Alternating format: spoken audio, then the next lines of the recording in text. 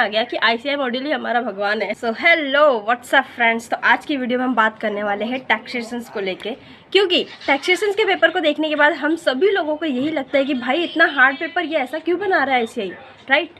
तो क्या सच में हार्ड पेपर होता है या फिर हम ही पढ़ के नहीं जाते? चलो आज मैं आप लोगों को बताती हूँ, क्योंकि मैंने पिछला 2 अटेम्प्ट दिया है और मुझे ये रियलाइज़ हुआ इस अटेम्प्ट में कि भाई मैंने क्या ऐसी गलतियाँ की थी उस 2 अटेम्प्ट में जो मैं इस बार नहीं करने वाली हूँ। तो फर्स्ट ऑफ ऑल मैंने इस बार, जब मैं अभी रिसेंटली 4 दिन ना पूरा टैक्सेशन की ही प्रिपरेशन कर रही थी, डायरेक्ट टैक्स और इनडायरेक्ट टैक्स, तो मैंने उसमें क्या लर्न किया कि मैंने इस टाइम क्या किया, पूरा आईसीआई मॉड्यूल सॉल्व किया, राइट।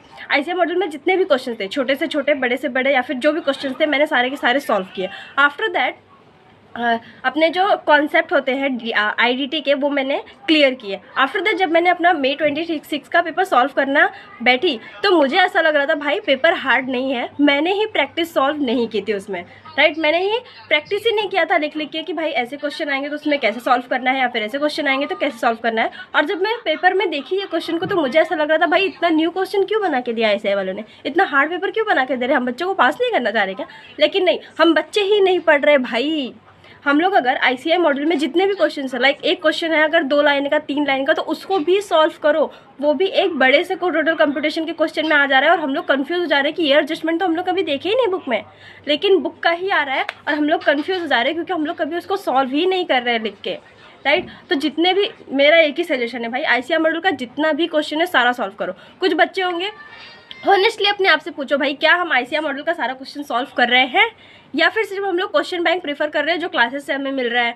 कुछ लोग बोल रहे होंगे अरे यार आईसीआई मॉड्यूल में भी तो वही है जो क्वेश्चन बैंक में, लेकिन नहीं, आप आईसीआई मॉड्यूल के क्वेश्चंस को देखो, उसको सॉल्व करो पहले, उसके बाद क्वेश्चन बैंक पे जाओ भाई। मैं तो सजेस्ट कर रही हूँ पहले वो सॉल्व करो पूरा आईसीआई मटेरियल अपना टैक्सेशंस का, उसके बाद आप पेपर सॉल्व करने बैठोगे ना, आपको कोई भी डिफिकल्ट नहीं आएगी। मैंने जब सॉल्व किया अपना May 2026 का पेपर, तो मुझे उसमें 3-4 एडजस्टमेंट से ज़्यादा कोई भी एडजस्टमेंट हार्ड लगा ही नहीं सॉल्व करते टाइम। सो बेसिकली आपको डायरेक्ट टैक्स में यही करना है, ठीक है। और सेकेंड थिंग, केस सिनेरियो पे ज़्यादा ध्यान दो। केस सिनेरियो का मैंने तो ऑलरेडी बता दिया हुआ आप लोगों को। आईडीटी में जो हमारे दिए हुए हैं कॉन्सेप्ट, उसको तो छोड़ो ही मत भाई साहब। हर एक जितना भी क्वेश्चन हमारे आईडीटी के पेपर में भी दिया हुआ है ना, वो सारे भी सॉल्व करो।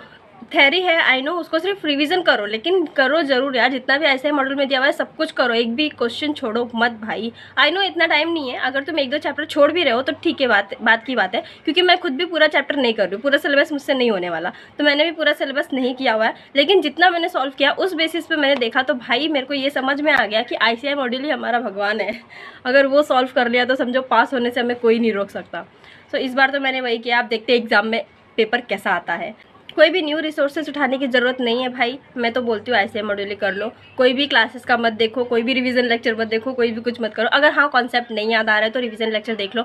आई नो मैं भी वही करती हूँ, मुझे कॉन्सेप्ट नहीं आता, कोई चीज़ें अगर मतलब समझ में नहीं आ रही कोई लाइन, तो फर्स्ट ऑफ ऑल मैं तो चैट जीपीटी पे जाती हूँ, उस पर डाल देती हूँ कि भाई इसका मतलब बता दो। मेरे को टाइम वेस्ट नहीं करना लेक्चर देख के कि भाई लेक्चर में 25-30 मिनट, आधे घंटे, 1 घंटे, उतना टाइम वेस्ट कौन करेगा। उससे अच्छा चैट जीपीटी पे डालो, वो कॉन्सेप्ट खुद ही एक्सप्लेन कर देता है। तो मैं तो यही सिंपल फॉर्मूला यूज़ कर लेती हूँ।